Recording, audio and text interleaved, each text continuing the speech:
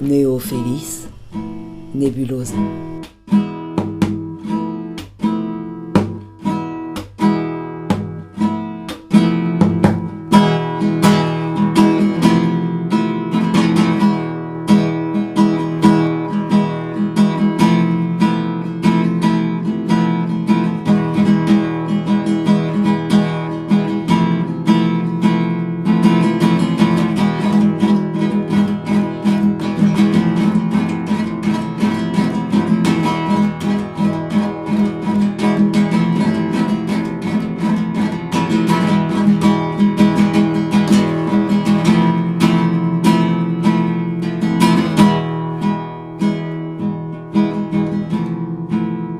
Neo Feliz, Nebulosa. Alors je vais vous poser une première question qui va peut-être vous sembler un peu abrupte, mais c'est volontaire. Donc quel est pour vous le sens de la vie ? Le sens de la vie, c'est celui qu'on se choisit. En fait, sans rentrer dans tout le blabla, on est né quelque part, on arrive sans avoir demandé quoi que ce soit. Et on existe à travers les choix et qu'on fait au fur et à mesure et qui nous sont imposés aussi par notre environnement et par les gens qu'on rencontre au fur et à mesure, quoi. Le sens de la vie, c'est le sens de la vie, ça veut pas dire grand chose pour moi. Le sens de la vie, je pense que c'est juste une excuse de l'existence. L'être humain a besoin de croire, a besoin de se croire. C'est comme ça qu'on fonde des sociétés, des civilisations, des familles, des ethnies, de la science, des croyances collectives. Ça rassure face aux événements qu'on ne maîtrise pas, qu'on ne connaît pas, comme pourquoi on est et pourquoi pas, et pourquoi on meurt et pourquoi pas. Le sens de la vie, je pense que c'est propre à chacun, et le chacun inclut autant l'entité couple, l'entité famille, que l'entité culturelle, aussi infime soit-elle, quoi. Mais est-ce que le sens de la vie, c'est pas aussi se fixer un but et tenter de l'atteindre ?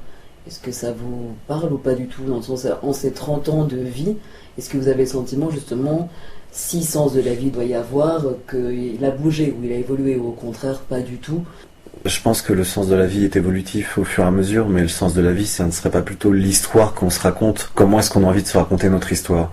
Le sens de la vie, c'est juste l'histoire qu'on se raconte au premier degré, quel personnage on a envie d'être, quel rôle on a envie d'incarner, si on a envie d'être un leader, si on a envie d'être un suiveur, si on a envie de contourner la question pour ne pas y répondre comme je le fais là. Je pense qu'on peut voir ça comme un escalier, comme des niveaux, comme forcément à 31 ans maintenant révolu, je me dis waouh, il y a déjà toutes ces années qui sont derrière moi. Qu'est-ce que j'ai fait ? J'ai expérimenté des choses, j'ai vécu des choses, j'ai eu des interrogations parce que je vis dans une société et que j'ai eu le confort pour pouvoir me poser des questions.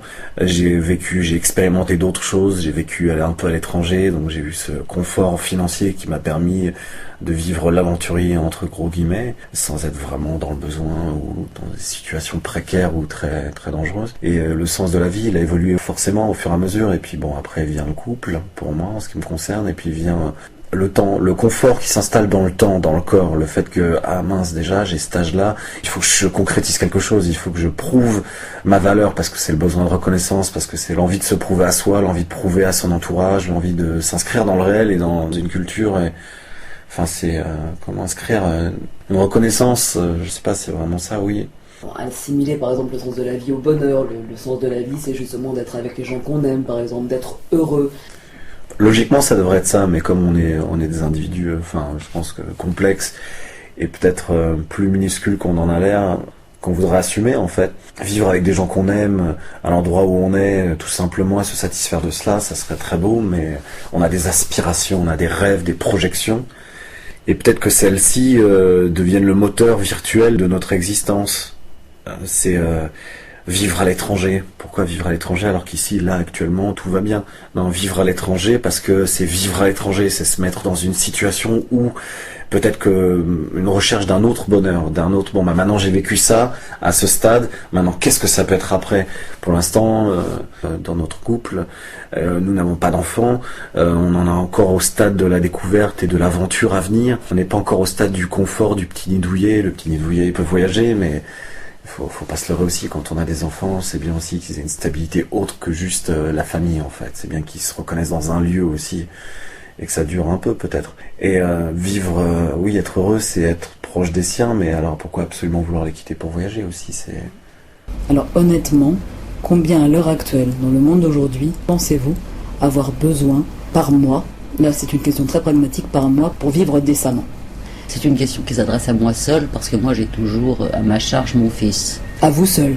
À moi seule. Je dirais qu'avec 1500 €, je me sens un petit peu à l'abri des problèmes et c'est tout à fait suffisant. Alors j'ajoute, est-ce que vous payez un loyer? Non, je suis propriétaire.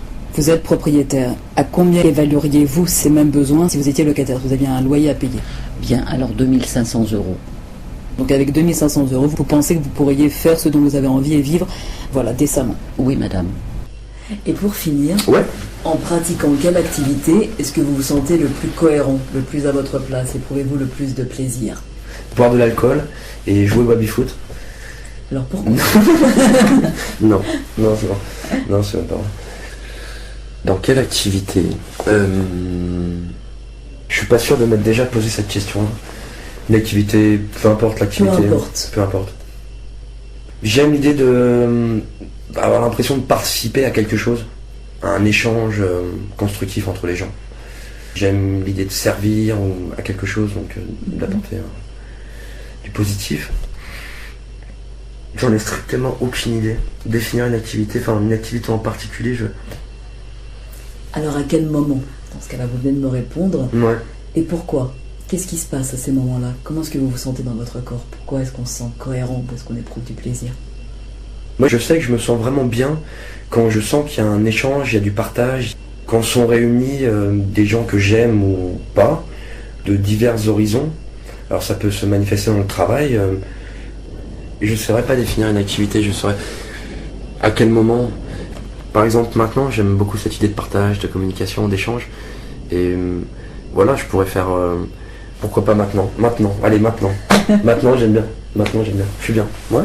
Et pourquoi? Je vous embête encore un tout petit peu. Est-ce que vous pourriez expliciter cette idée de...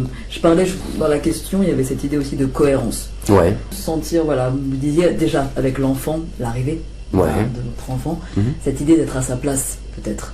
Donc, c'est vrai, est-ce qu'à certains moments, on se sent vraiment à sa place, on a l'impression qu'on n'a pas besoin d'autre chose, on est juste bien, vous le disiez, il y a vraiment cette idée d'être dans le partage, en fait, vous, ce serait cette communication entre les gens. Oui. Ouais, j'aime bien l'idée, la transmission. Et dans votre corps, qu'est-ce qui se passe à ces moments-là? Pourquoi on n'a pas envie d'autre chose à ces moments-là? Pourquoi je me sens bien? Ouais.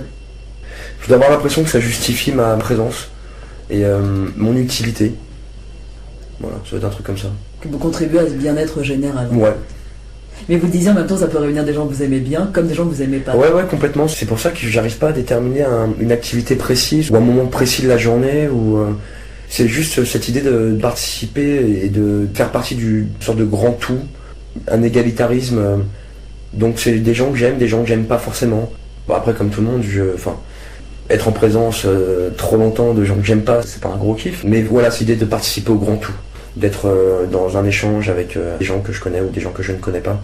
Donc ça peut se manifester au travail, quand je travaillais à répondre à des réclamations de clients, peu importe l'objet peu importe que ce soit dans une société de finance par exemple, mais c'était une manière d'aider les gens, créer du lien. Donc ça c'est parce que l'activité professionnelle, mais ça peut être dans les loisirs, un échange, si c'est pour faire du sport, ça va être un échange avec des gens.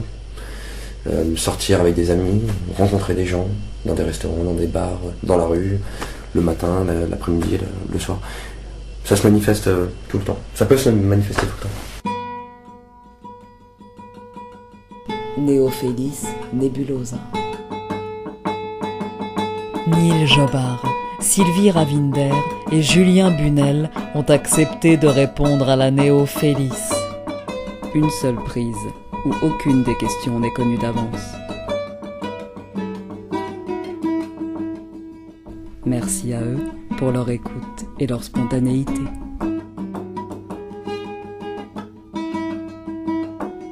Néophélis Nebulosa.